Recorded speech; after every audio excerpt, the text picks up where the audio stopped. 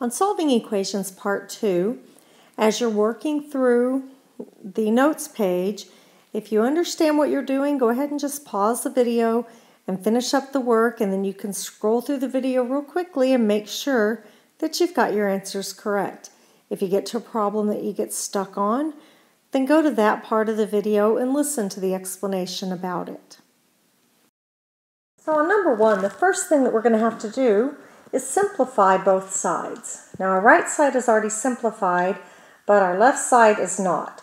So we're going to use our little double rainbows, and we're going to go ahead and distribute 1/2 times 12 in and 1/2 times 8. Now, a lot of people struggle with how do I multiply a fraction. You can either use your calculator, put 1/2 in parentheses times 12, and 1/2 in parentheses times -8. Notice when I said that I didn't put in the n. You put the variable into the calculator, it's going to see it as 0, and you're going to get the wrong answer. We're just multiplying our coefficients. So 1/2 of 12 is 6n. 1/2 of 8, listen to how I'm saying that. 1/2 of 8 is -4. And that equals 26. Okay, so we've now simplified both sides. All of our variables are on one side. We're solving for n.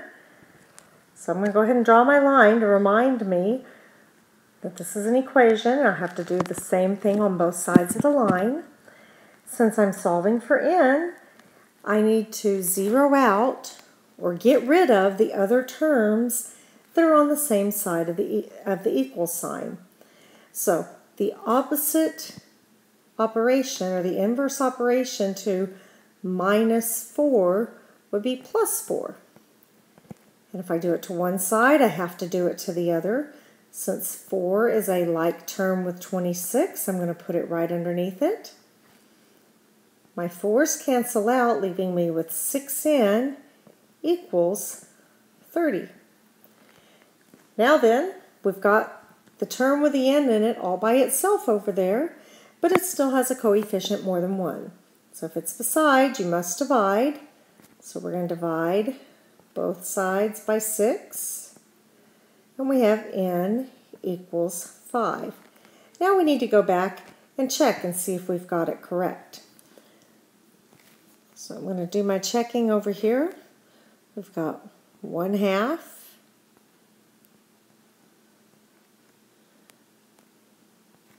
times 12 times 5 minus 8. Okay, 12 times 5 is 60. 60 minus 8 is 52. So what we really have is 1/2 of 52, and 1/2 of 52 is 26. 26 equals 26. So I have now checked to verify that my solution is correct. On number 2, we're going to have to combine two different fractions, and these fractions don't have the same denominator.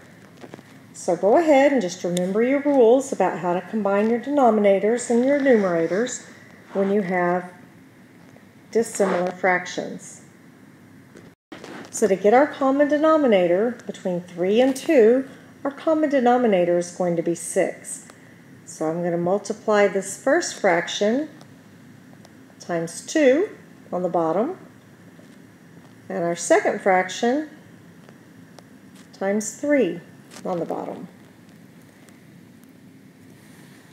So we're going to have 4/6 plus 3/6. G equals 14. Okay, so now I can add my two G's up. 4 plus 3 is 7/6. G equals 14. Now I'm down to just having one term on this side. I've got two choices. I can put it in my calculator and divide both sides by 7/6, or I can just multiply by the inverse. So I'm going to multiply both sides times the flipped upside down of my fraction. So I'm going to multiply it times 6/7 on both sides. So these cancel out, leaving me with G equals 14 times 6 divided by 7 will be 84 divided by 7, which is 12. So now let's go in and check and make sure we did it right. We're going to plug 12 in. So we've got 2/3 times 12 plus 1/2 times 12. 2/3 of 12 is 8. So 8 plus 6, that's 1/2 of 12, equals 14. So we've checked 14 equals 14. We've got the correct answer. Go ahead and pause your video and see if you can do these alone, and then come back and get the solution and make sure that you've got it correct. Okay, go ahead and look at what I did with number 3 using my double rainbow for distribution and how I got the solution B equals 9 and checked my answer, and then again how I did it on number 4, remembering the whole trick or treat, only give candy to your porch, so the 4x just came down by itself, and how I checked my solution for x equals 23. Okay, again for these two, same process. Go ahead and pause your video, work these out on your own, and then start the video back up and look and see that you got the right answer or figure out where your error was. Okay, so go ahead and look over on number 5. The biggest thing you had to deal with was handling a coefficient that was a fraction. In this case, I just went ahead, turned the fraction upside down on top of itself, made it the inverse, and multiplied both sides times the inverse. And that gave me x equals 0. I plugged it back into the original equation, checked my answer. On number 6, the biggest thing you had to deal with, a couple of things. Notice I circled in black the double negative when you had a negative in front of the w, and our w turned into being a -8. The double negative made it positive again when I was checking my answer.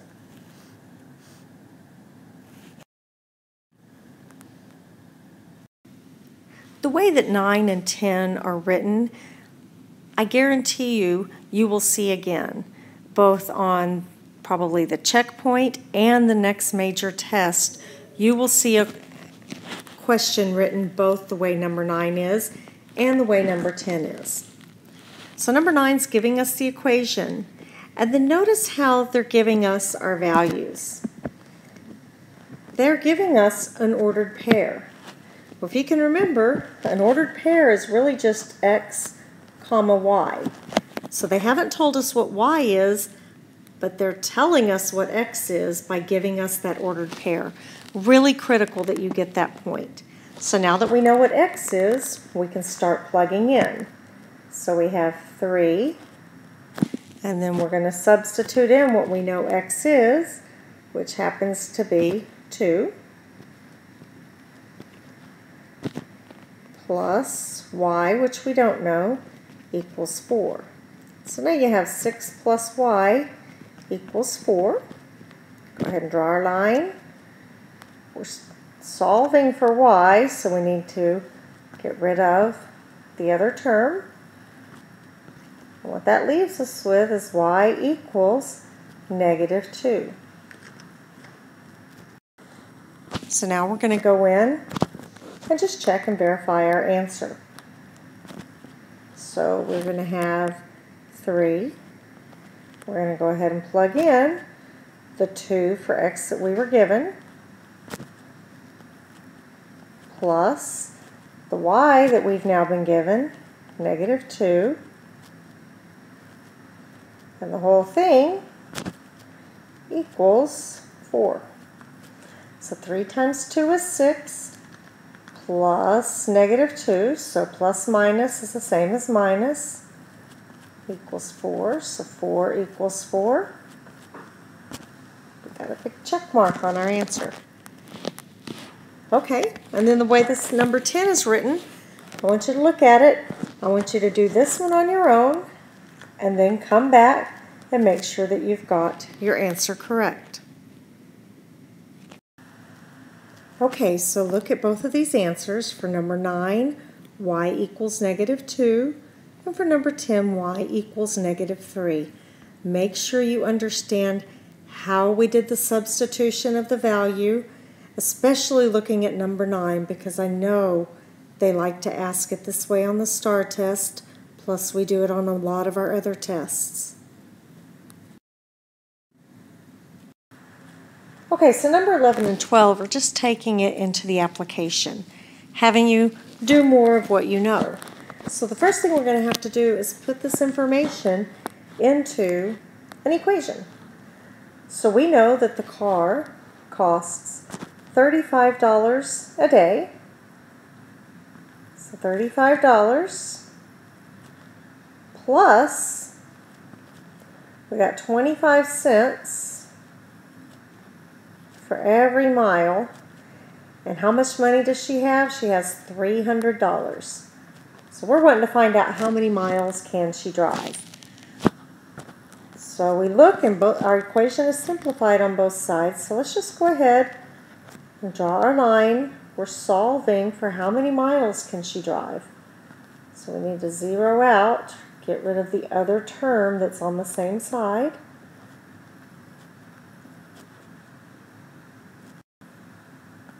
So go ahead and cross that out. We have that 0.25 m equals 265. We're down to just one term. When it's beside, you must divide. So I'm going to divide by 0.25 on both sides.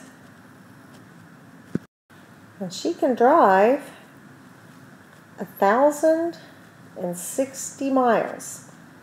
Okay, so we'll go ahead and write that here, but let's check it and make sure that we're correct.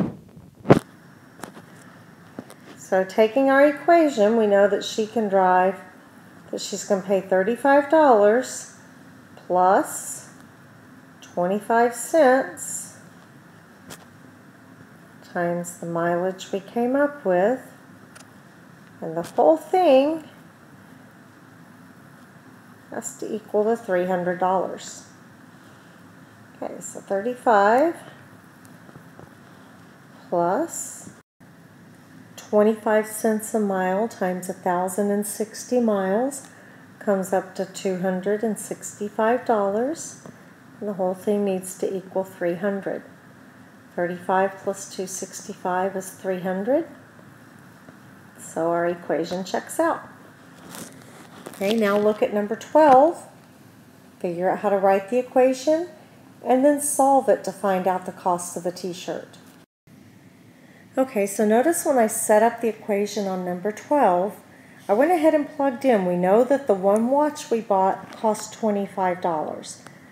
So I went ahead and plugged in the 25 for that slot, just leaving our unknown of 4 t-shirts. Worked it down. My t-shirts cost $12.50 each.